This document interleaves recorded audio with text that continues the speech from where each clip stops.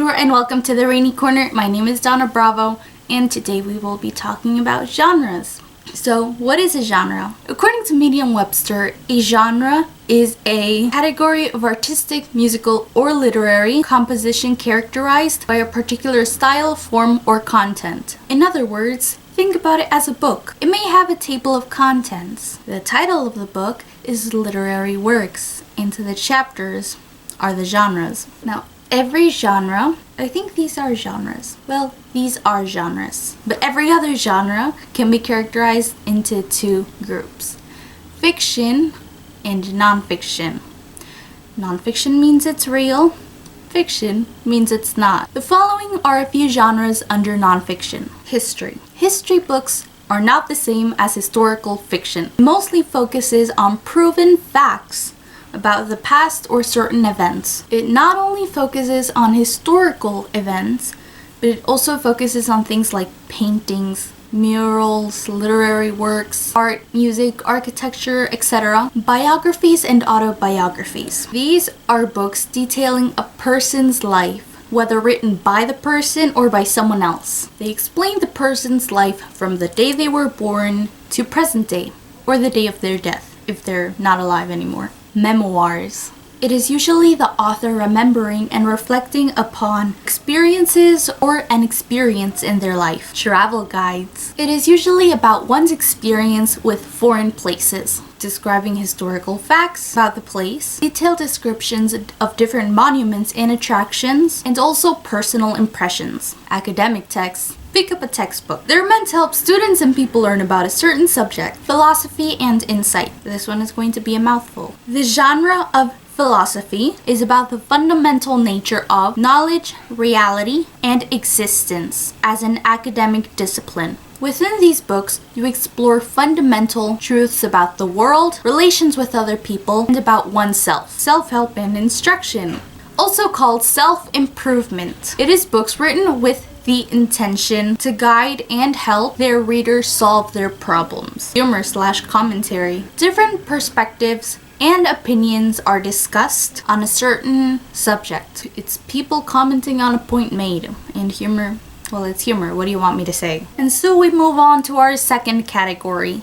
Fiction. The following is some of the genres under fiction. The most prominent and popular of genres nowadays, especially contemporary. Romance follows the story of two or more people who fall in love with each other. And though the author generally keeps them apart for most of the book, they do eventually end up together. If it's a love story, it has to have a happy ending. That's just the rule.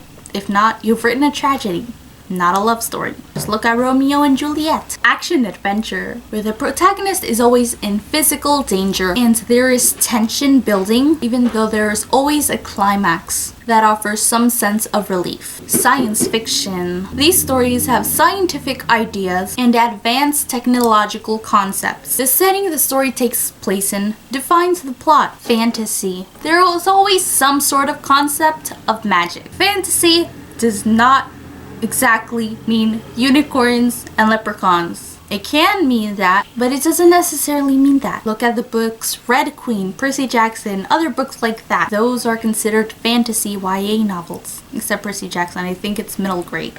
Not sure. So you see, fantasy doesn't necessarily mean unicorns and rainbows.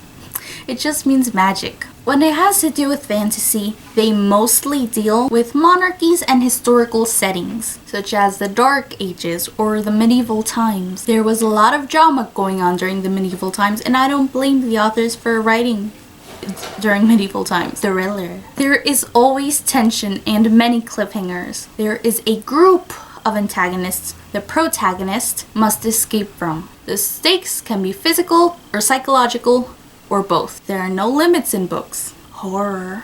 The protagonist is plagued by supernatural or demonic beings that they must overcome, either by themselves or with a group of friends, who will eventually let them down. Ignore that last part. Mystery and crime. Also known as the whodunits. There is a main question that must be answered. Mostly an identity reveal to solve the crime. There are a series of clues that cause the rising tension as the answer approaches. Historical. Remember my example of Bloody Mary in the outlining video? Yeah, it's basically that. They take place in the past, where there are usually historical figures portrayed, though since they are fictional stories, the facts are not 100% accurate. Go read Melissa de la Cruz, Alex and Eliza, A Love Story. It's a good historical romance, but it's not 100% accurate. Go watch Hamilton, an American musical on Disney+. Amazing show. I love it. But it's not 100% accurate. Contemporary. The genre I'm most good at writing, and the genre I feel is most boring to read. Unless people are dying. They are made up stories that could happen in the now, in real life. So, no magic, no unsolvable crimes, though there are many unsolvable crimes in the real life. Nothing of that sort. No supernatural or demonic beings. Contemporary usually extends from World War II, which started in 1938 and ended in 1945, to the present day, which still sucks. The dialogue does not have to be formal, since these stories usually deal with realistic scenarios that depict the world and society, which means people curse, and they curse in my contemporaries too. It has to do with growing up most of the time, confronting problems, coming of age, and people's coming to understand themselves and others. So that was it. Those were some of the types of genres. I left out a couple of genres, like erotica, for obvious reasons, though it's in the name. You don't really need to know much about erotica. It's literally in the name. But apart from that, I hope you guys enjoyed this video. I hope you guys learned something if you didn't know it, or expanded upon your knowledge. Because why is expanding upon your knowledge not good? Just saying. Follow me on my Instagram, my Twitter, and my Tumblr. Links will be in the description. I will also leave a link to my last video if you guys have not watched that. I will also leave a link to my cousin's channel if you guys have still not gone to his channel. Because it's funny. And he's a 2020 graduate, so why not? I hope all of you guys have a wonderful day, a wonderful night, a wonderful week. And I'll see you guys next Monday on another video on the Rainy Corner. Bye.